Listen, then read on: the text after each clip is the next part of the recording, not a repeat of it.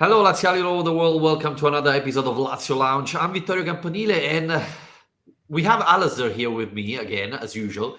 And Alasdair, I don't remember when was the last time that Lazio won 4 games in a row. I know there is the Coppa Italia against Juventus game, but 4 games in a row. Uh, my memory doesn't work anymore as good as before. I don't remember the last time that this happened. I like how you're opening the podcast with like a trivia question that you've given me no warning about. Absolutely. Well, I have absolutely no idea. I mean, last season we finished second. Surely at some point, did we manage 4 in a row last season between two competitions? yeah, I it guess could be. it's But always been the problem, though, hasn't it? I mean, this is probably why Tudor described this as the best win he's had so far, which might sound a little bit surprising on the surface level because he's beaten Juventus twice already. But I guess that's because we've had that turnaround, the midweek games, the issues that so often Lazio have struggled with. So 4 in a row is quite something, given Sarri always had that problem, the Monday, Wednesday turnaround. yeah, and Tudor didn't complain this time, so it was a little bit of a change compared to the past. Um, it was a huge night for Tati Castellanos against Juventus. I guess we were all expecting something from Tati yesterday, right? He scored twice against Juventus. He's definitely going to score against Verona, which didn't happen. He had a good chance, and I have to say Montipo was good saving that. Um, let's start from Tati. Come on. I mean, a lot of Lazio fan was complaining after the game last night. How do you rate his performance? Do you think you saw improvement, or it's the same old Tati again? Well, I think we've seen like a really exaggerated version of everything we already knew about Tati this week. Obviously, the double against Juve was massive because we've laughed about how he only really scores goals against Frosinone. So to see him finally, score again was nice. To see him do it in a big match against a big team was nice. And obviously to see him do it twice in the same game was nice. Then again, in the same game, he missed 2 big chances. I mean, I know one of them was offside when he was 1-on-1, but he had 2 1-on-1s with Perin and couldn't put either of them away. He does have an issue with finishing, and you can tell it's getting to him almost from the reaction to his second goal. The way the team celebrated with him, the way they all rushed to be with him, the kind of release he seemed to have as he kind of roared in celebration. I think that was a big moment, and obviously he was backed up by Tudor by getting the start again against Verona. And in that game, I think we again saw the other elements of his game that have been promising, the kind of things that have stopped me from writing him off as a player this season, because he is very good at using his body. He's very good at holding up the ball. He's good at linking up the play. He fits well into this team, but he just can't finish anything. And there was one moment in the second half where there's a long ball and he took it down beautifully, first touch, held off his defender, spun around him, and played a perfect ball into Kamada. And if Kamada had finished that, it would have been like one of the best assists I've seen this season because he did it all himself. But Kamada didn't finish it. So I think we've seen a bit of everything. I don't think we've necessarily learned anything new, but we've kind of seen, like I say, a bit of an exaggerated version. The misses have been worse than usual. The goals have been better than usual. The hold-up play has been good, but the same questions are still there. I think that's how I'd review it.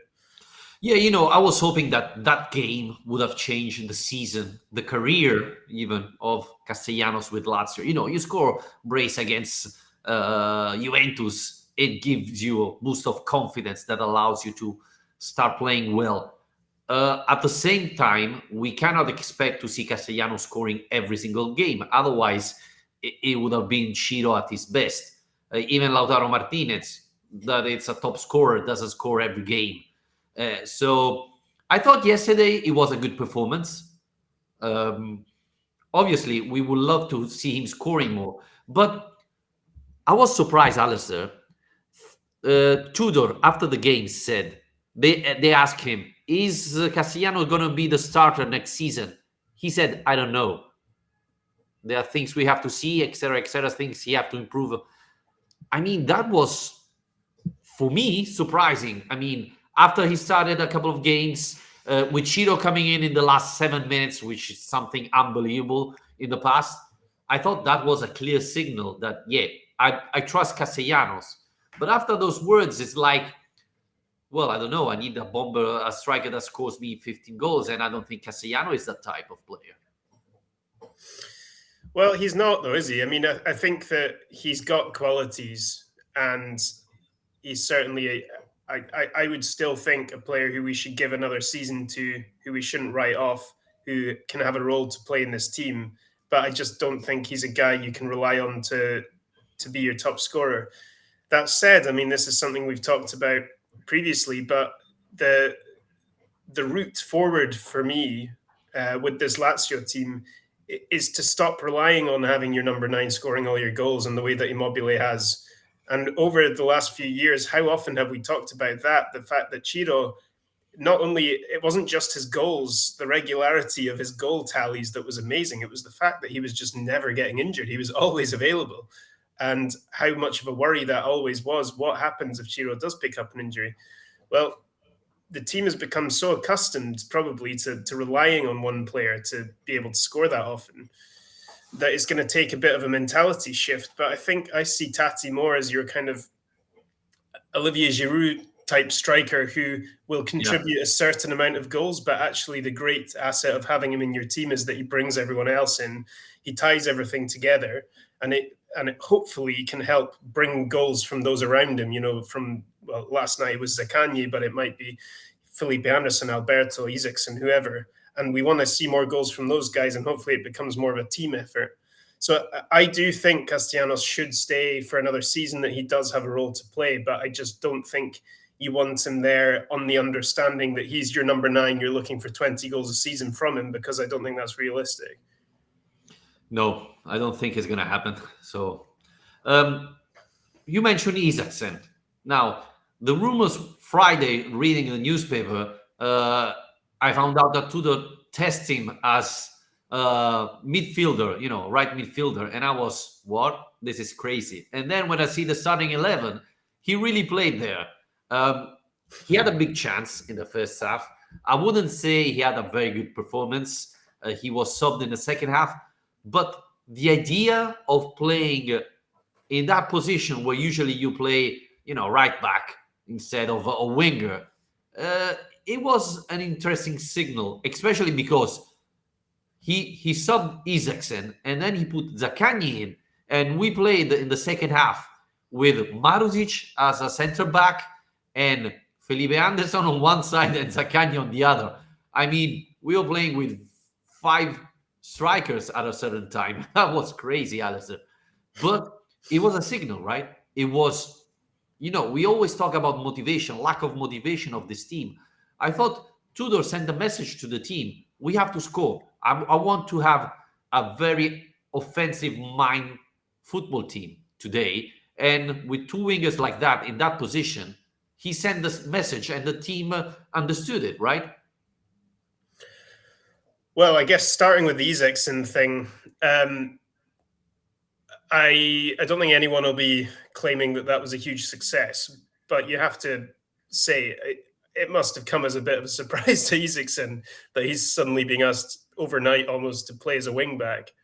Completely new role. It's something we've had doubts about with Zaccagni, whether he can do that. Yeah. I don't think he can. I don't think that's the role for him, even though he obviously came on and made a good effort yesterday doing that. But I think Tudor is just at this stage where he's just trying everything, isn't he? He is flinging ideas out there. He is not afraid to use this end of the season as a testing period to just experiment with what roles players can play in, what formation changes he can make, what style this team can play in, what systems this team can use, who is going to be useful in the summer, who might have a future in his system, who is not going to have a future in his squad. And this was one of my fears when Tudor came in, because I didn't want this end of season to be a great experiment. But at the moment, we're getting the best of both worlds, because he's experimenting, he's getting the answers to these questions, and somehow he's winning 4 games in a row. So it's kind of working. And I don't think Isaksen as a wing back is a long term solution, to be honest. But the fact that he's been able to try out something that adventurous and still get the result he wanted at the end, it's kind of promising, isn't it? So you think this is a test? It's not, how can I say, planning for the future. You know, he talked about Zaccagni, and he said, I believe Zaccagni can play in that position. And he did in the second half. He put them there and he scored, obviously. So he proved that he can, in a certain way, play in that position. But I thought, talking about Isaksen, it's the first time he played there. Obviously, he need to learn that type of position. But I don't think it's a test. It's more like, uh, looking forward, looking to next season, etc. I think that could be an interesting solution, an option at least. I'm not saying Isaksen will play always there, but in certain type of games and seeing what happened in the second half, I think he wants to test players in that position and see going forward if that's a solution, right? Yeah, and I think he is learning a lot from throwing players into uncomfortable situations and seeing how they react as well. We've seen it with so many players being tried in a variety of new roles. I mean, even last night, Adam Maricic has moved back to centre back where he's played very little. I mean, I guess that's also down to Gila's injury, and we'll get onto that. But I think he's wanting to see how these players react. A lot of Tudor's talk has been around mentality, attitude, the kind of stuff, I guess, that people were wanting to see questioned, to see become a bigger part, to see some sort of change in that regard with this squad. And it was noticeable, I think, after the Verona win that was something that quite a few players seemed to be talking about, the mentality, how that has changed, what changes there have been, how the approach to matches is different. So yeah, I don't know whether it's a long-term solution with Isaksen or not. I think the thing is, Tudor seems to ideally want this system where he's got two wing backs, one of which is a more traditional defensive player like Maricic, and one is more of a natural winger. I mean, he's done this several times now. And that allows the team in transition, I guess, to have one who can cover while the other one gets further forward. At the moment, I just don't think he's got the players to do that properly. So he is just trying things out. But for me, Isaksen is more naturally one of those number 10 players. And, we have to remember Sarri had doubts about his defensive work rate as well. So as a wing back, you're probably going to be giving quite a lot away. Yeah, well, obviously. I mean, you're talking about a winger that is playing in a completely different role. You mentioned Marusic because I think in this podcast this year we criticized Marusic a lot. Something changed in the last couple of games or so. Not only the goal he scored last second against Juventus, but I think going back to this three-man defense, he's more comfortable probably in this position, even though. And how would you rate the decision of Tudor to sub Casale, who I think wasn't playing that great, and put Marusic there in the back three after he was playing on the right back and playing decent? I think, I don't know if he had issue with Sarri, but definitely the player had improved his performance with Tudor. Yeah, he looks like, he's 2 feet taller. I mean, his body language seems to have changed. He looks so much more confident. I mean, you're right. We have criticized him this season, but it's not a huge surprise because his performances at times were really poor and below his own standards. And yeah, it's just seems to have transformed him. I think since Tudor's come in, there's been so much change and so much kind of interesting tactical stuff, like we've just been talking about with Isaksen, but you can name any number of players that we've been discussing, Alberto and Anderson and Kamada and the rest of it. That Maricic has gone a bit under the radar, but I think he's probably one of the most transformed players in this squad in terms of his form before to his form now. you're right, the goal against Juve, it was a great start. That must have given him confidence, but he made an amazing goal-saving tackle in the second Juventus, the second leg as well. He's been given the captain's armband, and I think he seems to have really taken to that responsibility. And all of a sudden, he just feels like a really valuable member of this squad because he's got that tactical flexibility too, to play between different roles, right and left, wing back or centre back. So suddenly he feels like a really important player for the future of this team, whereas about, a couple of months ago, he looked like he was on the way out because he was playing so poorly. So, I mean, what do you think? Do you think Tudor's come and has been like, you're my guy, and it's been just that relationship that's done this, or is it just a kind of change of atmosphere that he needed, change of tactics? What do you think it's been? Well, I think a bit of both, a bit of everything, right? I think going back to the three-man defense helped Marusic. I think that Tudor is very different from Sarri. We heard him already a lot of times saying, I spoke with Castellano, I spoke with Kamada, I spoke with that player, I spoke with the other one. He's talking a lot more with the players. And I think in modern football, it's the right decision, right? You need to be more communicating with the players. So I think this helps. I think that Tudor is bringing a positive energy to the group. And you see a lot of changes. I mean, I remember with Inzaghi, and we talked about this, especially you, saying that you don't need to bring 5 strikers to win a game. Most of the time, it's dangerous, right, to bring too much strikers. Well, Lazio did it on Saturday against Verona, right? We had Pedro, Zaccagni, Felipe Anderson, Luis Alberto, Castellanos all playing together. And we created so many chances and we scored. I think the mentality, obviously, it's risky to play with 6 attacking players, but if all of them defend as well, then we are able to do it. I think this is the biggest changes. How many times did I complain about Zaccagni not defending? How many goals did we concede because Zaccagni didn't defend? And then Saturday, it was Saturday, sorry. He played left back, basically, and defended as well. What changed? The manager, something, he was able to convince Zaccagni to defend as well. And this is the result. I think Kamada, let's talk about Kamada. Because, again, how many balls did he recover yesterday? It's not only the attacking part. We all know Kamada very well. He made an incredible assist to Pedro. I still cannot believe he missed that chance.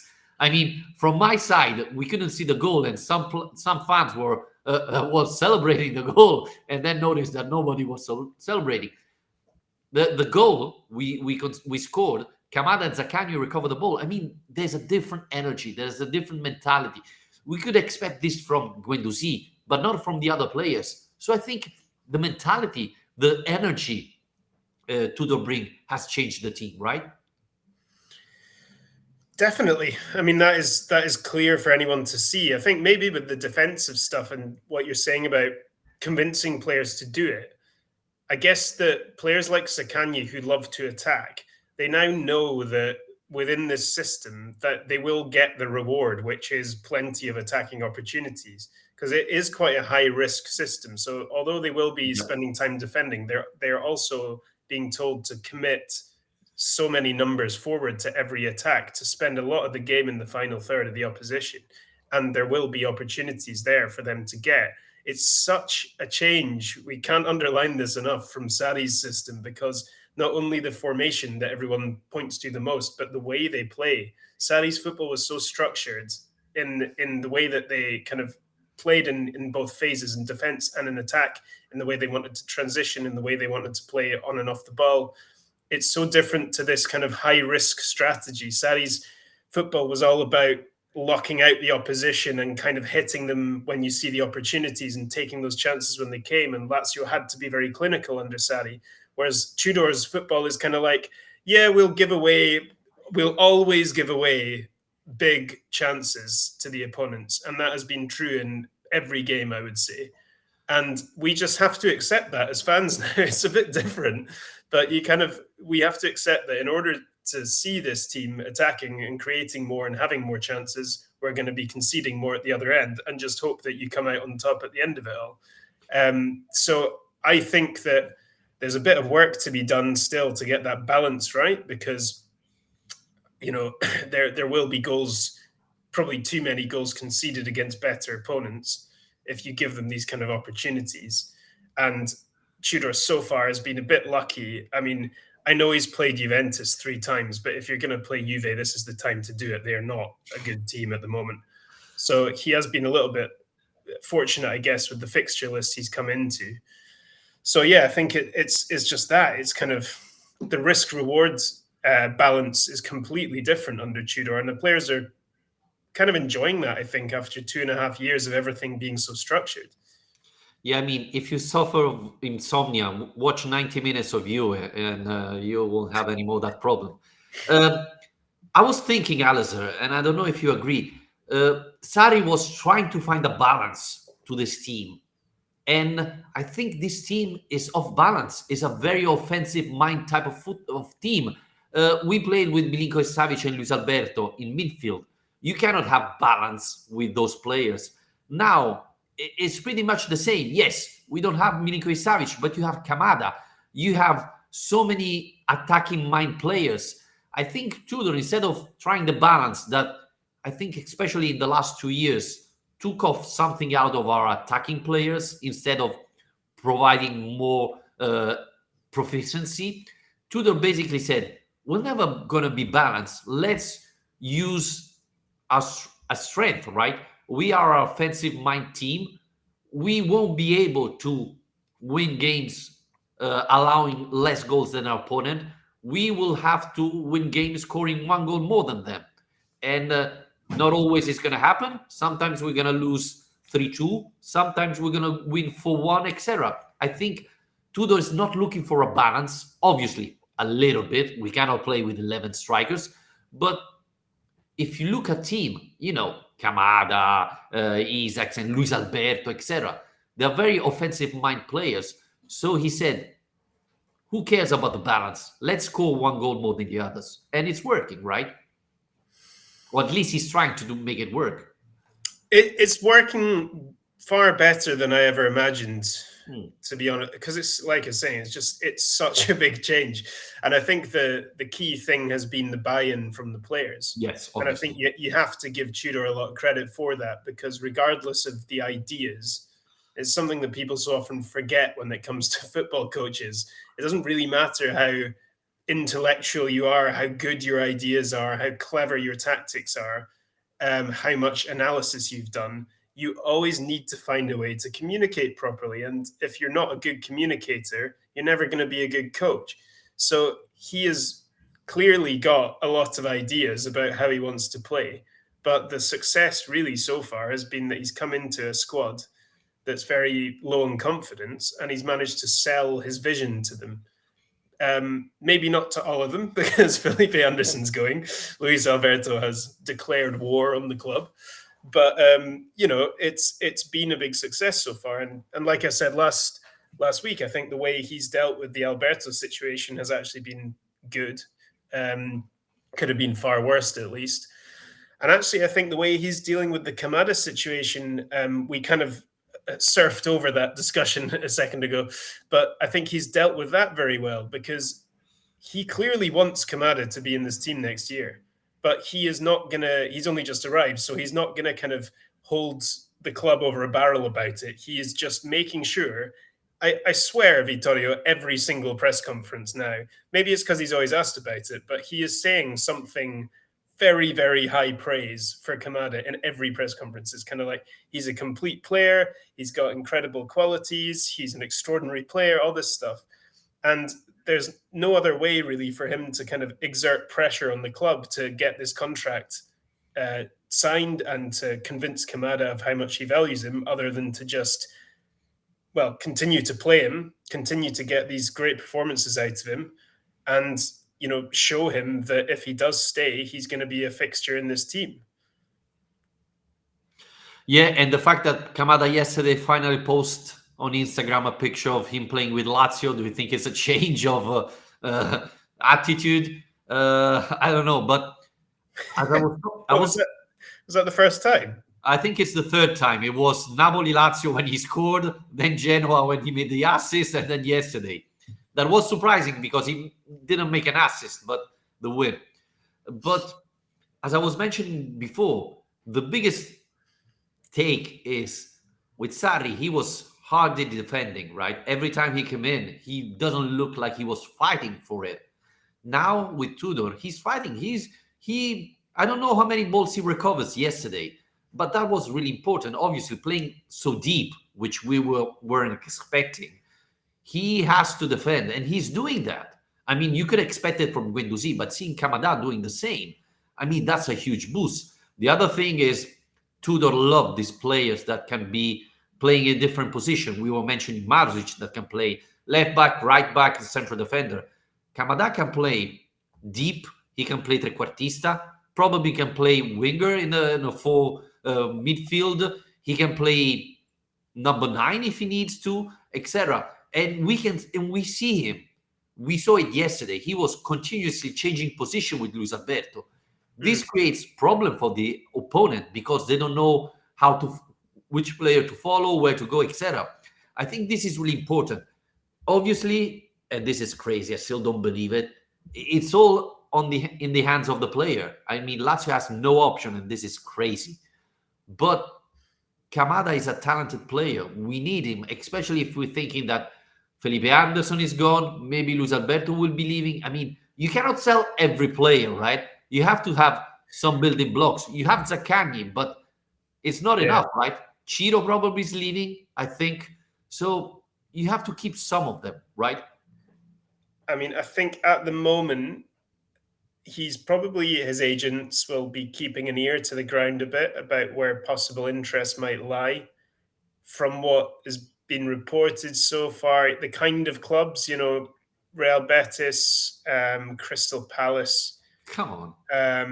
I can't remember. Frankfurt again, going back.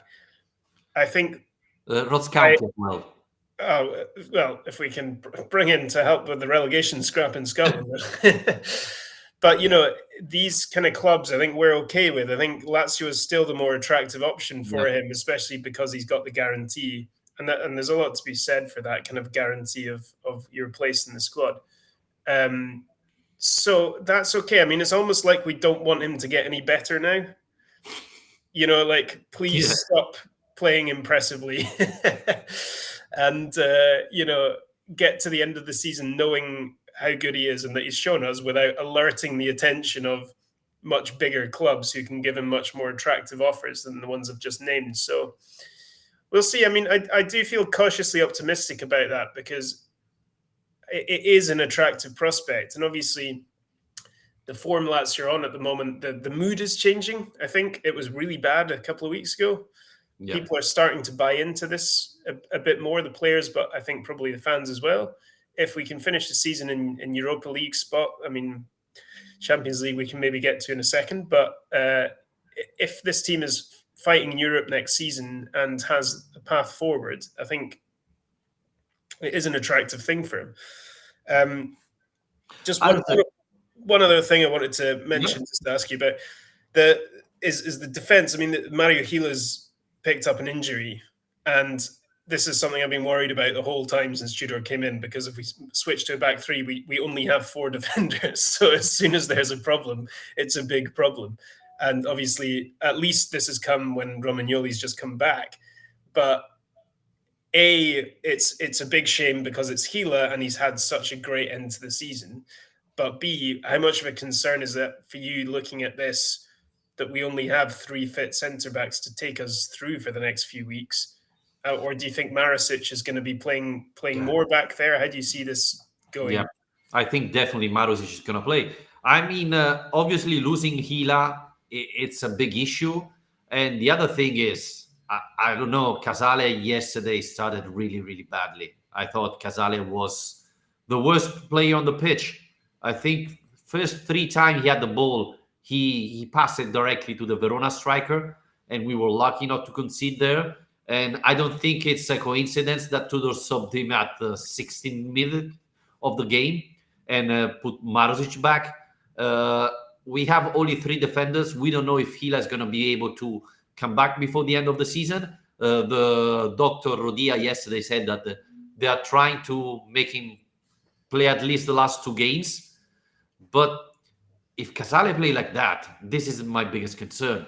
I think I would prefer to have Marusic playing there rather than Casale if he keeps playing like that. This is the most concerning part because we were lucky against Verona that they didn't take the opportunity. But, it's true, Monza is not fighting for nothing, but in bigger games, we'll struggle if Casale keeps playing like that. So that's definitely an issue we have to solve. Don't think he's going to call some Primavera players. So I don't know. Are there any? Well, they were talking about Dutu, but in Lazio Atalanta, he passed the ball to the Atalanta striker who scored. So I wouldn't be that confident to bring him up. So I think the option are Marusic and Hizai, right? The alternatives. Yeah, I mean, it's nothing new nowadays, is it, to transform a wing back into a centre back in a back three? I mean, that's what Patrick was to begin with. Yeah, I think Marusic perhaps has a future there. There just aren't that many options. This was the worry all along. I don't think Lazzari is the kind of fullback you can change into a centre back. No. I don't think he's got the positional awareness for that, or the physicality, really. Can I ask you something? Because I was a little bit surprised to see Pedro and Isai coming in. I mean, we thought that those players were, especially Pedro with Sarri, he was done. He was playing very few games, very little time on the pitch. He was playing badly.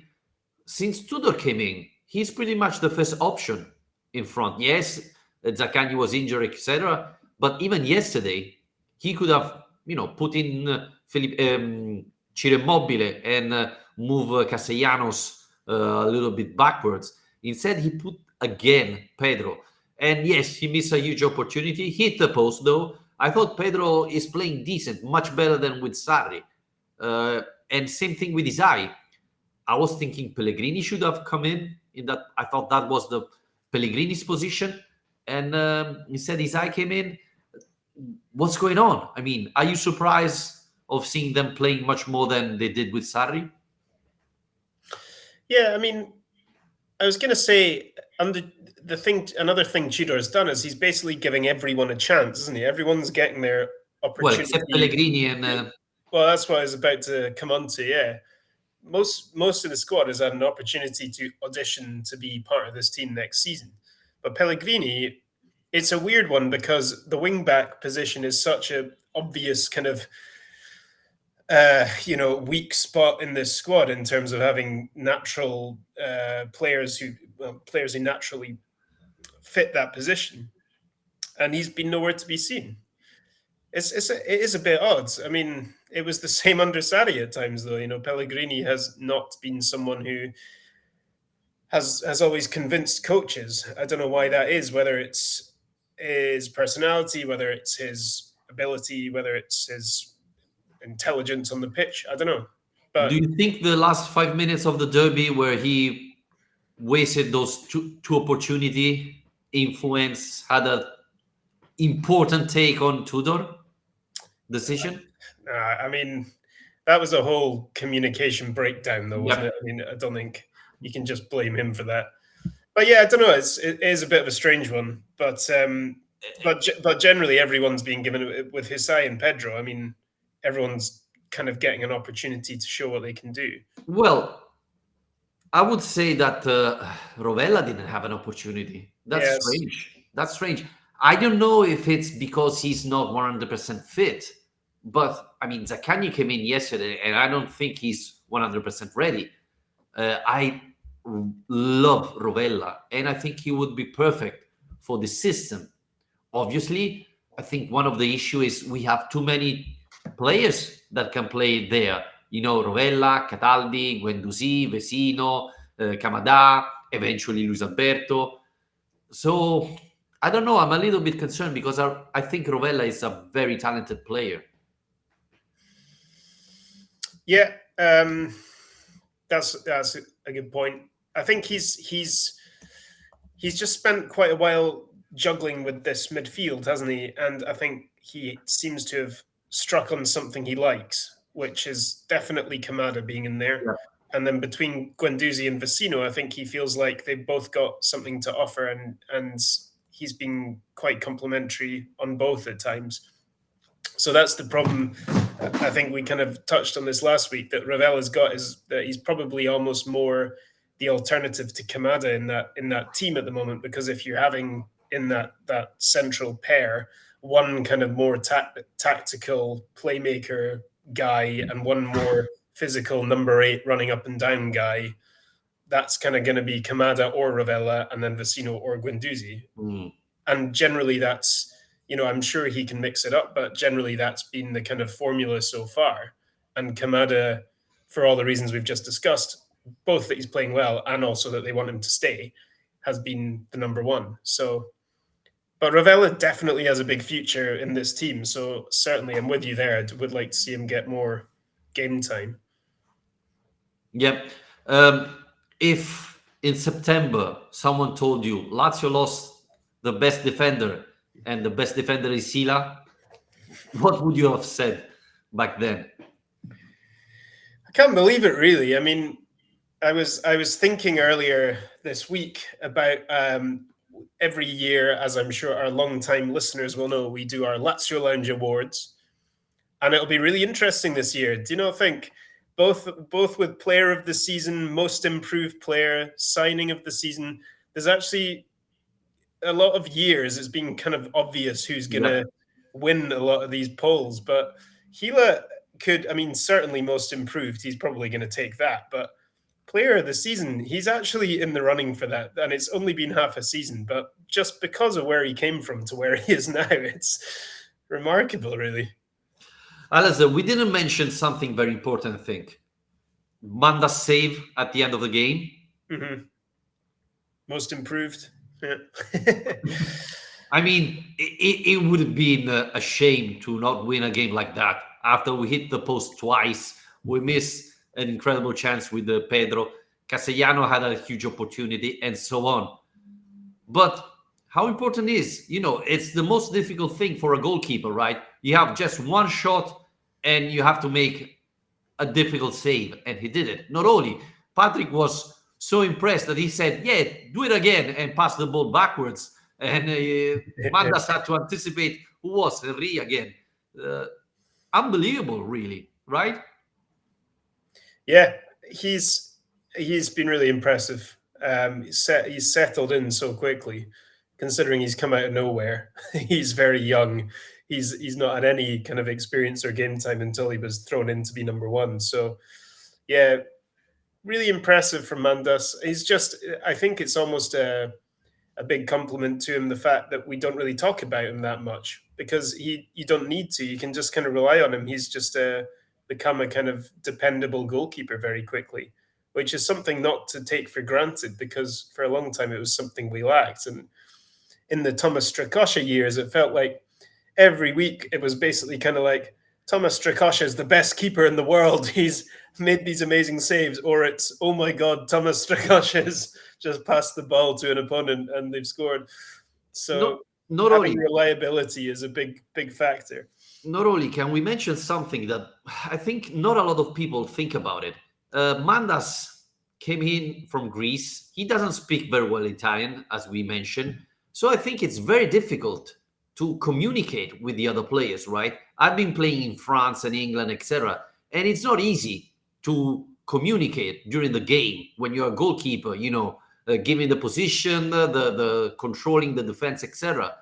So it's not easy for Kamada, for Mandas, who I don't know how many words of Italian knows, to talk to Romagnoli, etc. So that's as well is quite impressive, right? He's young, he could be shy, but it looks like he's improving and controlling much better the defense that anybody expected, considering the situation. I forgot about your spells with Saint-Etienne and Watford. Yeah, impressive, actually. You make jokes of me, but I played in Paris as well. So PSG. Sorry. Okay. Oh, Yeah. It was you who mentored Donnarumma to make all these absolutely. mistakes. um, yeah. No, I think he deserves huge credit, and especially because he, when Provedel got that injury, we kind of anticipated that Sepe would be the number two because he's the one with all the experience. He's the one who's been a Serie A number one at several clubs over the years. And he was the one who was really brought in to do that role. And so Sepe himself is probably a bit like, come on, what did I have to do? So, yeah, good on Mandas. Really encouraging. To finish off, Vittorio, I think I need to ask you again. I'm looking at the fixtures. Lazio, 4 games, 4 wins in a row. The next 2 games, Monza away, which I would contend is probably the best fixture in Serie A right now. You'd rather have them at home, but they are one of the only teams who have nothing left to play for. And then Empoli at home. Now, the other thing to mention, this week it's been confirmed that if Atalanta or Roma win the Europa League, they're both in the semis, a 6th place finish will be enough for the Champions League. Lazio are currently in 6th. Are you getting worried, Vittorio, that you're going to have to buy our listener a Lazio shirt? Again, I repeat, I would be so happy to do it, but I don't see it happening. Uh, I will never root for Roma in the Europa League. I mean, I hope they lose 10-0 next Thursday. Uh, Are I will you be, are you saying you don't think it'll happen in the conditions of it being 5th place or also 6th place? You don't think? well, it's true that we are six, but let's not forget that Atalanta is seven, but has 2 games on hand. So, they're just 1 point behind. They have 2 games. They could be, what, 4 points ahead of us? Yeah, we should add that we're recording this on Sunday midday, so before anyone else has played. So, uh, now we are six, but we should be putting ourselves seventh. Um, so yeah, I think it's difficult and honestly, and I don't know you listeners. If I have to hope that Roma wins the Europe League, I prefer to say in the Europe League myself and looking Roma losing in the semifinals. Atalanta winning the Europa League, though. It's still I hate Gasperini. I mean, Yeah.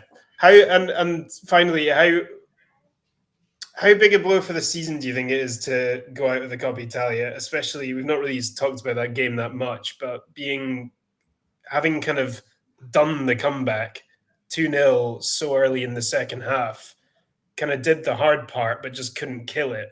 yeah, And like I said before, such a weak Juventus team, but also the prospect at the time, Atalanta or Fiorentina. Now we know Atalanta being in the final, which obviously isn't an easy game, but is preferable to coming up against Inter, for example. definitely. I mean, it's a bit gutting, isn't it? The Coppa opportunity in Rome at the Stadio Olimpico it was right there for us. Yeah, let's not forget that Juventus is playing rubbish, but they have great players. If we had Milik, I don't think he would be on the bench. Juventus subbed Vlahovic and put in Milik. I mean, that's a game changer. I thought that we played a very good first half. I thought that in the second half, the team was tired. They didn't have any more energy to push. And obviously, Juventus been lucky because I don't think that's an assist. That was a shot on target, and Milik was lucky to be there. But yeah, I was a little bit concerned. I saw the team really tired, and we weren't able to push anymore. And again, it all comes down to the bench. Juventus brought in Milik, who had a huge impact. On Tuesday, we didn't have that many options on the bench. I mean, yesterday was completely different. We had Zaccagni, we had Ciro in a better shape, we had Pedro, etc. On Tuesday, the bench that has become vital in this modern football didn't provide us any help. So I think that's the reason why Lazio failed to win. But it's a shame. Yes, Lazio deserved probably to win that game, deserved to pass. And yeah, Atalanta is a difficult team, but I don't remember what happened last time we faced Atalanta in a Coppa Italia final, right? Great day. Absolutely. I mean, so you know, it would be a huge opportunity, and it would have been Europe League, right? Even reaching the final, Lazio would have Yeah. been in the Europe League. So missed opportunity, and yeah, I think this team this summer, and Tudor said it yesterday, we need to do a lot of work. We need to sign a lot of players. We need to replace a lot of players. And then next season, it would be interesting, I think. But I'm not convinced we're going to do this homework this summer, knowing Lotito, right? No, couldn't be in safer hands, Vittorio. If you want to do a squad revolution, just leave it to Big Claudio. Yeah, yeah. We didn't talk about Gravina. Go on. We're already a bit too long, but if you want to have a Yeah, final yeah. say on here. Just to resume, Gravina a couple of days ago accused Lotito, which I think is completely unacceptable. He's the CEO of the FIGC, so the Italian Football Federation, and said that Lotito cannot stay in that position because he's the Lazio owner, he's the Lazio president, he's in the Lega Calcio Council, he's in the Parliament, Italian Parliament, and this is completely not good. He forgot Silvio Berlusconi. How can he not? I mean, Silvio Berlusconi was Milan owner, Presidente del Consiglio. He had a TV channel, one of the biggest, and then complain about Papers. papers, and then he complains about Claudio Lotito. This to tell you how Italian football is embarrassing, right, Alasdair? Before we even get onto the Agnellis. Yeah, Yeah. I mean, yeah, the conflict. I actually do agree with the idea of the conflict of interest being a bit out of hand in Italy, in Italian football. But yeah, you can't pick and choose when that's a problem and when it isn't. So yeah, Let's not forget that Torino's owner is owner of the Gazzetta dello Sport. That, curiously enough, since Cairo bought them, now they have every single day a page on Torino. Wow, what a coincidence, right? apart from when there's protests about the the club or whatever. Well, they talk of something positive anyway. But yeah, I think maybe it's a discussion for another podcast. Thanks, Aladis, for joining me. Thanks everybody for listening. We'll be back after Monza Lazio. Aladis said it's an easy game. I'm already concerned about this, obviously, as you can imagine. But Okay. yeah, it has been a decent week, right?